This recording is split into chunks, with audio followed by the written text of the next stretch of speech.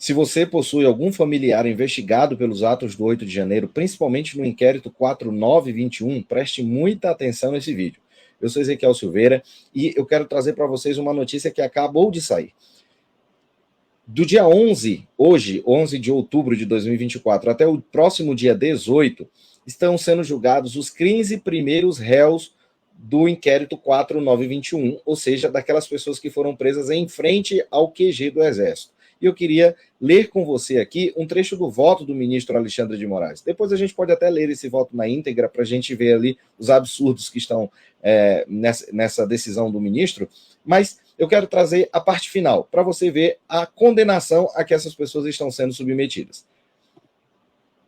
Olha só, a conclusão, né, depois de tudo que ele fala aí nessas 42 páginas do processo, é que ele julga procedente a ação penal para condenar, ou seja, ele está condenando estas pessoas pela prática do crime de associação criminosa. Ele diz que ali na frente do QG estava havendo uma associação criminosa e condena esta pessoa por esses crimes. Mas veja a pena, uma pena muito baixa, 1 ano de reclusão pela prática desse crime.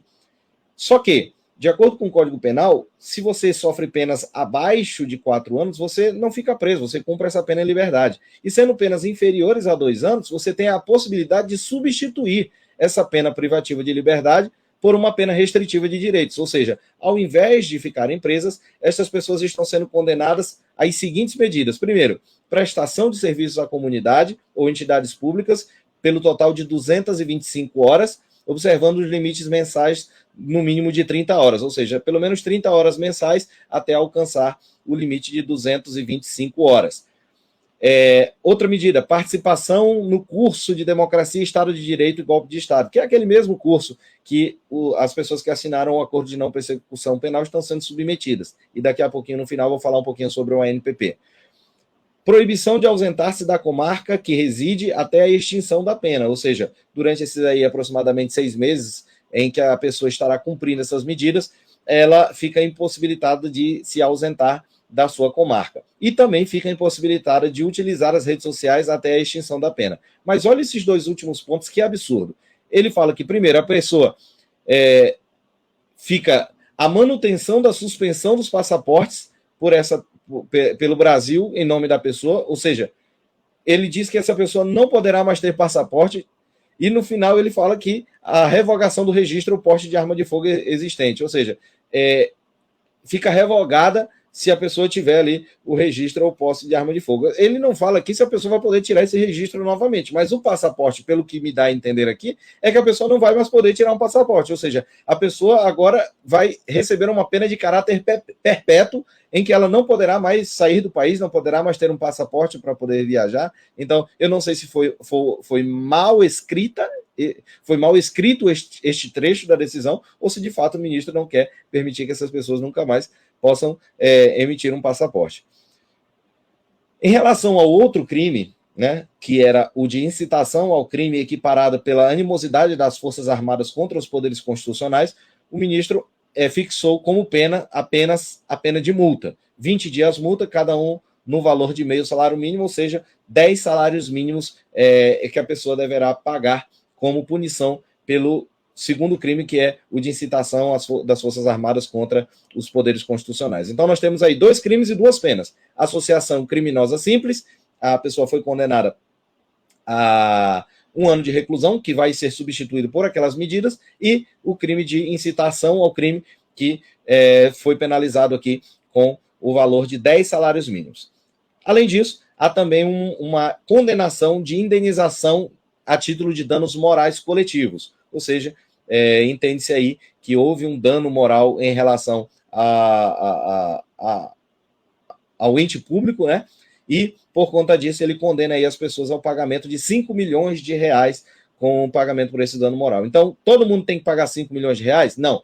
Essa dívida ela é solidária. Ele fala aqui, ó, a ser adimplido de forma solidária. Ou seja, se todo mundo pagar um pedaço e der os 5 milhões, está tudo ok. Se uma pessoa só for lá e pagar os 5 milhões, está todo mundo ok. Então, isso é uma dívida solidária. E aí, por último, ele só informa que se as pessoas descumprirem aquelas medidas anteriores lá, né, de proibição de ausentar-se da comarca, de utilização das redes sociais até o final do cumprimento da pena, ela pode voltar a ser presa, então ficar atentos a isso aí. Então, gente, algumas observações que eu tenho para fazer a respeito desse voto.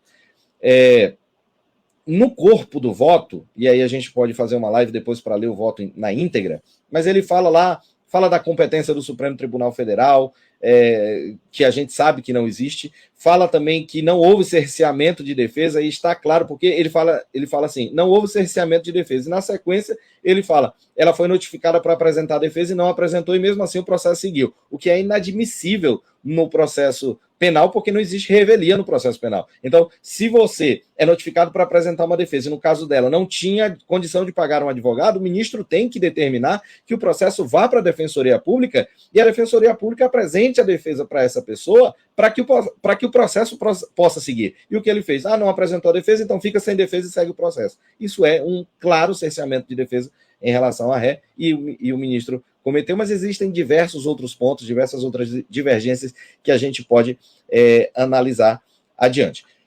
Quero falar aqui para finalizar sobre o acordo de não persecução penal. Estas pessoas que estão sendo condenadas agora e que deverão ser condenadas adiante, que são aí cerca de 1.500 pessoas, são aquelas que não aceitaram assinar o acordo de não persecução penal. E você vê que a penalização para quem assinou o acordo, para quem não assinou o acordo, é semelhante a quem assinou. A diferença é que essas pessoas não confessaram a prática dos crimes. Então, a gente sempre foi contrário a que as pessoas assinassem esse acordo de não persecução penal, justamente porque a gente sabe que as acusações são muito leves e que a pena seria leve como essa que nós estamos vendo.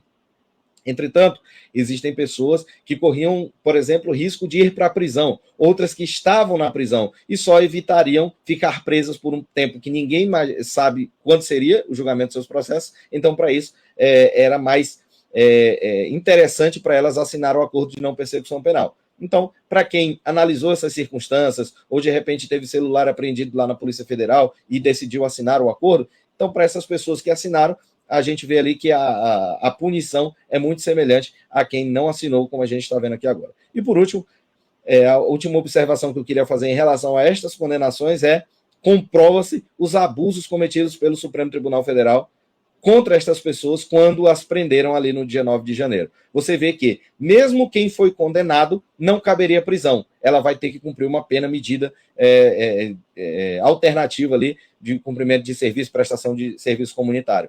E estas pessoas, elas foram presas, sequestradas ali na frente do quartel-general do Exército em Brasília. Essas pessoas foram colocadas em ônibus e ficaram por horas circulando aqui em Brasília, tiveram que fazer suas necessidades dentro dos ônibus, foram presas, passaram meses presas, comendo aquela comida horrível ali da Papuda e da Colmeia, passaram por diversas privações, humilhações, e agora chega uma condenação que, como a gente já vinha alertando, né, dizendo que foi um crime muito leve e não cabe prisão. Se não cabe prisão após a condenação, jamais deveria ter cabido prisão antes da condenação, essas prisões preventivas alongadas por meses, às quais essas pessoas ficaram submetidas. Então, fica aí agora comprovado mais um abuso do ministro Alexandre de Moraes, e nós vamos buscar a reparação e a responsabilização do ministro Alexandre e dos seus cúmplices ali no Supremo Tribunal Federal.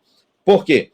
Agora foi prolatado o voto do ministro. Agora os outros ministros vão votar juntamente com ele. E a gente vai ter, assim como houve no 4922 ali, provavelmente a certeza de que eles concordarão com essas medidas, assim como concordaram com aquelas outras condenações arbitrárias do inquérito 4922, em que as pessoas foram condenadas a 14, 17 anos, sem ter qualquer prova de que elas tenham cometido crime algum. E neste caso dessa moça aqui, desse processo, é a mesma coisa. Não há foto, não há vídeo, não há testemunha que diga que ela estivesse ali cometendo crime nenhum. Mas como estava ali se manifestando contra, né, o espectro ideológico dos quais o ministro Alexandre de Moraes e os seus pares ali no Supremo fazem parte, aí recebem essas punições absurdas e ilegais. Mas a gente vai continuar denunciando e mostrando o que está errado.